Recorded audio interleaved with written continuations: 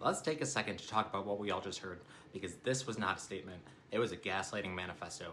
Caroline Leavitt stands at the White House podium and opens by saying nobody wants anyone hurt. Nobody wants people killed. Nobody wants tragedy. And then, without taking a breath, she weaponizes the deaths of Renee Good and Alex Preddy to justify the very operation that killed them. She says the shooting is under investigation, FBI, Homeland Security, internal review, the whole checklist. But then she immediately tells you who's guilty, exactly what happened, and exactly why before the investigation is finished.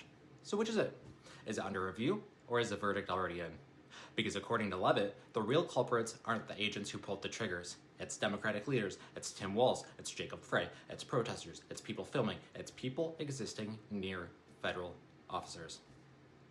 She claims this was a deliberate and hostile resistance. Caroline, what is that based on exactly?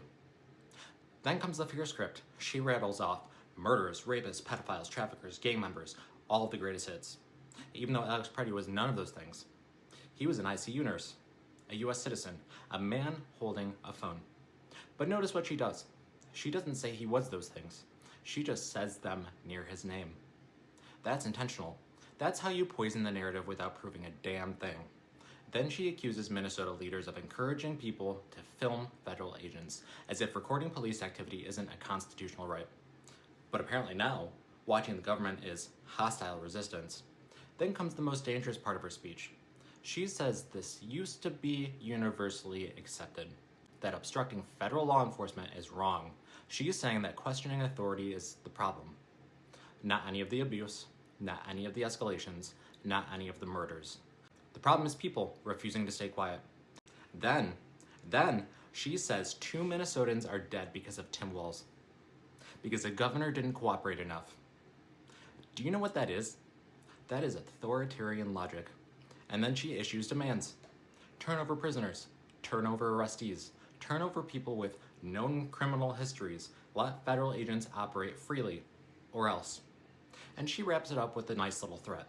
If you comply, Customs and Border Patrol won't be needed. That's the federal government saying, do what we say or we stay, armed, unaccountable, and in your streets. And Caroline Leavitt delivers it with a straight face, like she's explaining a weather delay. Absolutely no remorse, absolutely no humility, absolutely no acknowledgement that the official story has literally collapsed on video. Nowhere in this speech did she honor the dead. She used them.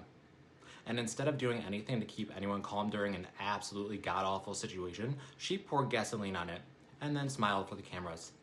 If this is the White House's response to human beings killed on camera, then the danger isn't left-wing agitators. It is a government that decides who's guilty before the blood dries and sends Caroline Leavitt out to make sure you never question it.